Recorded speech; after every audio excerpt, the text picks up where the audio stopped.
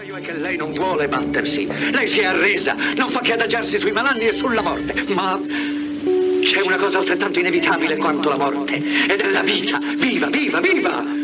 Pensi alla forza che è nell'universo, che fa muovere la terra e crescere gli alberi, e c'è la stessa forza dentro di lei.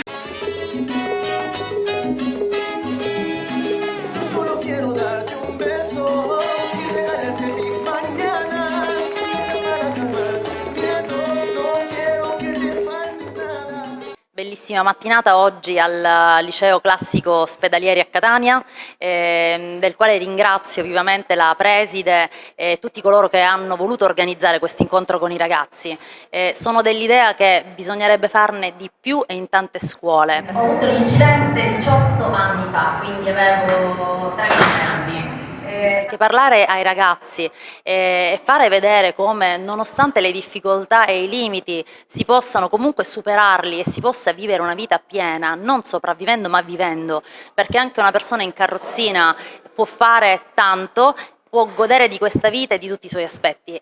Ciao, io sono Mimmo e oggi siamo qui perché siamo stati invitati dal Liceo Ospedalieri per parlare di quello che è la nostra situazione, la nostra storia e condividere quello che è un post-incidente, quindi un trauma. Siamo felicissimi di essere stati invitati e della sensibilità che ha dimostrato la preside a noi e agli studenti.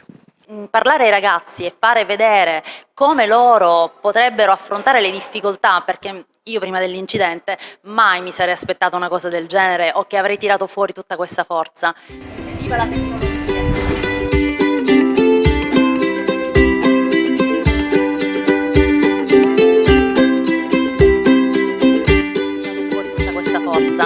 Invece sì, man mano che le cose capitano poi impari a rispondere ad esse. La vita è preziosa e loro devono rendersi conto che bisogna sempre andare avanti nonostante le difficoltà, qualunque esse siano.